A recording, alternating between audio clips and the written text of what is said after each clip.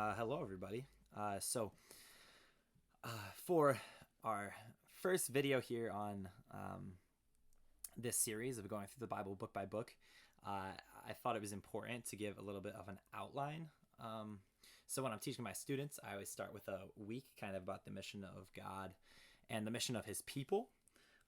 So, without further ado, let's get into it. So, the first thing I like to do is to tell my students, give them a little bit of a definition of the Bible. I try to have them come up with it on their own. So if you want to pause the video and come up with a definition for yourself, that is great, because I think there are a lot of different definitions, obviously, of what it's for, what the story is about, and everything like that. So first of all, though, this is the quote that I found in, it's called the Life with God Bible, previously known as the Renovare Bible. Has credits to Richard J. Foster, Dallas Willard, Eugene Peterson, Walter Brueggemann. It's a great resource and what I use for a lot of my course and classes. So with that, though, this is the first line of the Life with God Bible. It is the definition that they give for the Bible. So it says, God, in sovereign grace,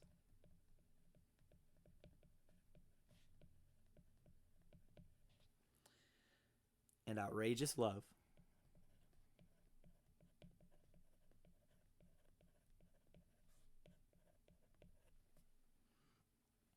has given us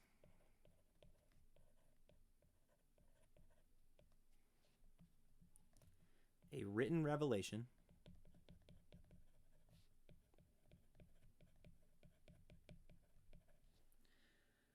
of who He is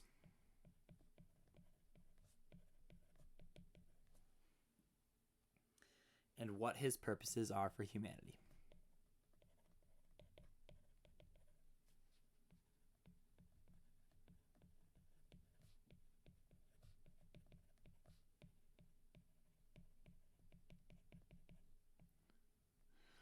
So I know this is a bit of a wordy definition for the Bible, but I really do think it captures some of the biggest parts of what the Bible is for us as Christ followers.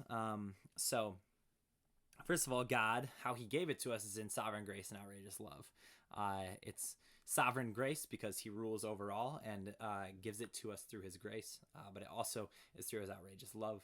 Because of His love for us, He wanted to accommodate us by giving us His word in a way that we could understand, although we often can't understand so much of what God is doing. He gave us a written revelation so that we could.